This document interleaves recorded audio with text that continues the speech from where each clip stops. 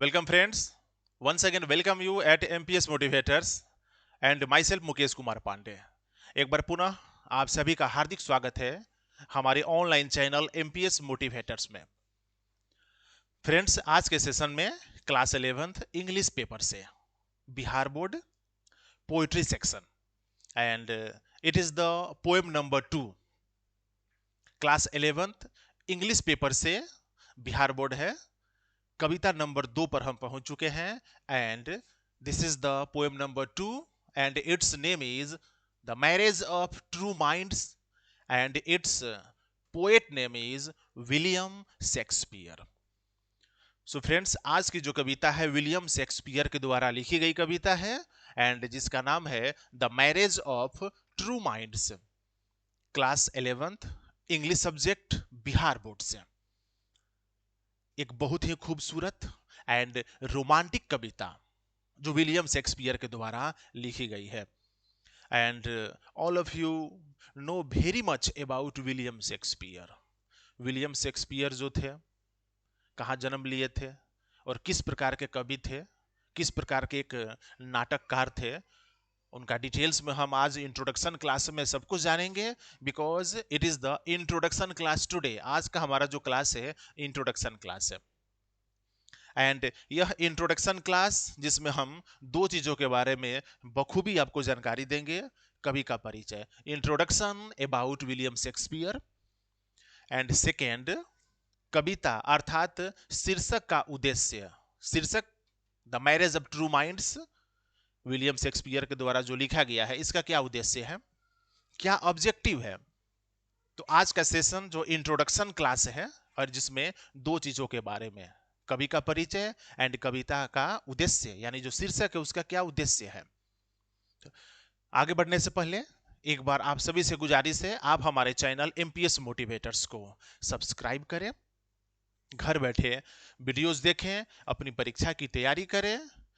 विशेषकर आप सभी स्टूडेंट्स से जो क्लास 11th के हैं, जो घर बैठ करके अपनी तैयारी कर रहे हैं, अपना सिलेबस को पूरा करने में लगे हुए हैं, आप सभी के लिए एमपीएस मोटिवेटर्स का एक इनिशिएटिव स्टेप, आप सभी के लिए, आपके फ्यूचर के लिए, आपके सक्सेस के लिए।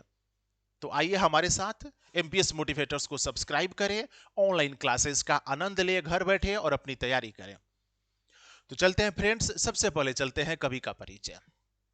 William Shakespeare, he was born in the year of 1564 in England। 1564 ईस्वी में इंग्लैंड में इनका जन्म हुआ था। He became a great dramatist, या कह सकते हैं he became a great play right and also he was a very famous poet of English literature.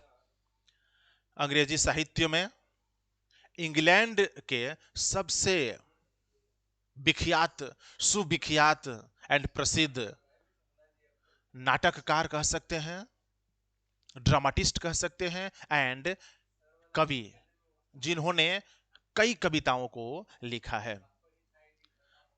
विशेष रूप से विलियम शेक्सपियर के द्वारा सोनेट्स लिखे गए हैं। सोनेट एक नाम आता है इंग्लिश में, सोनेट। एंड सोनेट के बारे में तो यह कहा जाता है a poem which is having 14 lines 14 sentences, that is called a sonnet. एक कविता जिसमें 14 पंक्तियां होती है उसको सोनेट कहा जाता है एंड विलियम शेक्सपियर सोनेट के मास्टर थे। असंख्य सोनेट उनके द्वारा लिखा गया है, लगभग 154 154 सोनेट्स लिखा गया है विलियम शेक्सपियर के द्वारा अंग्रेजी में and most of his sonnets were related to romantic stories, love, affection, प्रेम, जुड़ाव, लगाव एंड रोमांटिक स्टोरीज। इन्हीं सभी बातों से इनके सभी सोनेट्स में आपको मुद्दा मिलेगा, एजेंडा मिलेगा, उसमें की जो कहानी होगी, सारांश होगी, इन्हीं से रिलेटेड होगा। विलियम शेक्सपियर के द्वारा बहुत से इंपॉर्टेंट एंड बहुत ही नोटेड ड्रामाज लिखे गए हैं एंड आज प्रेजेंट टाइम में, इस करेंट वर्ल्ड एरा में उनके ड्रामाज को, उनके नाटक को बहुत ज्यादा पसंद किया जाता है। William Shakespeare was a person who didn't get higher and much education। William Shakespeare एक ऐसे व्यक्ति थे जिन्होंने बहुत ज्यादा एजुकेशन प्राप्त नहीं किया था। डिस्पाइट, इन सब के बावजूद, he became a noted and an eminent playwright, poet of English literature of this world। William Shakespeare died in the year of 16 century and 1616 में, 1616 ईस्वी में विलियम शेक्सपियर की मृत्यु हो गई थी। Today the marriage of true minds, it is also a sonnet written by William Shakespeare and this is the 116th sonnet, 116वां sonnet है। यह जो कविता लिखी गई है the marriage of true minds, 116वां, मैंने बताया था 154 सोनेट इनके द्वारा लिखा गया है, अर्थात 154 कविता, जिसमें से 116 नंबर पर है the marriage of true minds. William Shakespeare एक महान हस्ती इंग्लिश लिटरेचर की, अंग्रेजी की बहुत ज्यादा पढ़ाई नहीं किए थे, बहुत ज्यादा नॉलेज एंड हायर एजुकेशन नहीं मिला था उनको, फिर भी इंग्लिश के एक बहुत विख्यात ड्रामाटिस्ट, प्लेराइट एंड पोएट बने थे, इंग्लैंड में जन्म लिए थे। सो फ्रेंड्स, आज का रहा यह इंट्रोडक्शन क्लासेस में introduction about William Shakespeare. Now चलते हैं the objective of the title the marriage of true minds. दो मन का मिलन, दो मन का विवाह, या कह सकते हैं दो मन का प्रेम, विलियम शेक्सपियर के द्वारा लिखा गया सोनेट। अक्सर हाँ सोनेट्स में प्रेमी प्रेमिका के बारे में, प्रेम के बारे में, मिलन के बारे में, लगाव के बारे में, जुदाई के बारे में, यही सारी बातों का जिक्र विलियम शेक्सपियर के द्वारा अक्सर हाँ उनके सोनेट्स में किया जाता है। एंड आज का सोनेट में मिलन, दो मन का मिलन। एंड इस कविता में जब हम आगे बढ़ेंगे, रेनबो पार्ट 1 आपके text book for class 11th English paper, and this is the marriage of true minds William Shakespeare.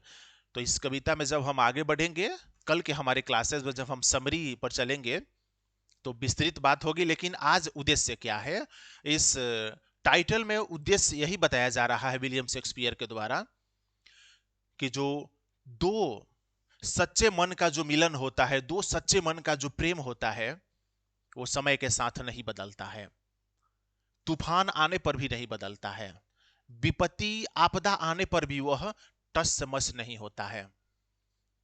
वह ठीक ध्रुव तारा होता है, ध्रुव तारा, जिसकी जो पोजीशन होती है हर दिन हर रात एक समान होती है, एक ही जगह पर होती है, तो वो ध्रुव तारा होता है। ट्रू माइंड्स, दो सच्चे मन के बीच जो प्रेम होता है, जो मिलन होती है, वह कभी चेंज होने वाली नहीं होती है।